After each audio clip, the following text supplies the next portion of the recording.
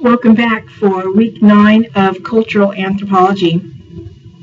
This week we're going to be covering two really important aspects of human culture, that is marriage and family.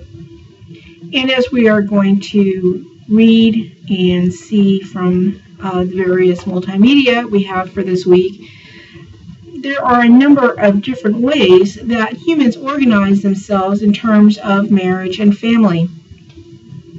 In the United States, we tend to think of marriage in a very specific manner. We have a history where one person is married to another person at a single time.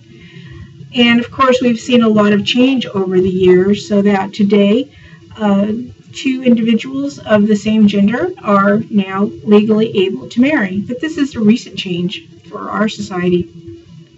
What about societies where an individual might have multiple spouses?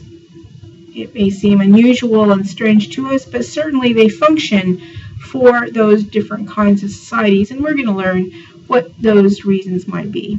So we'll look at societies that are polyandrous, where a woman might have two husbands, as well as polygamous societies where a husband may have two or more spouses. Further, we'll look at family, and again, like any other aspect of culture, humans have great variety in terms of the way they organize families.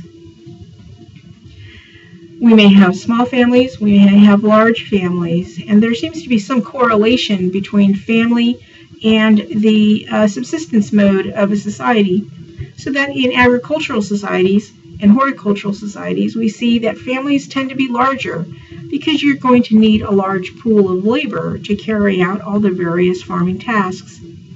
But in hunter-gatherer and in contemporary service economies like our own, families tend to be small because it's expensive, in the case of the United States, to live in cities, to rent an apartment. People don't necessarily live on large farms as they did in the past, or because of mobility issues.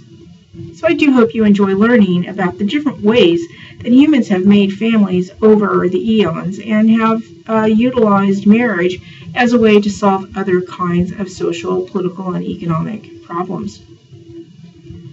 In terms of the tasks for this week, there's the usual material to take a look at and to view, but also I have posted a proposal form for the cultural paper that is due towards the end of the term.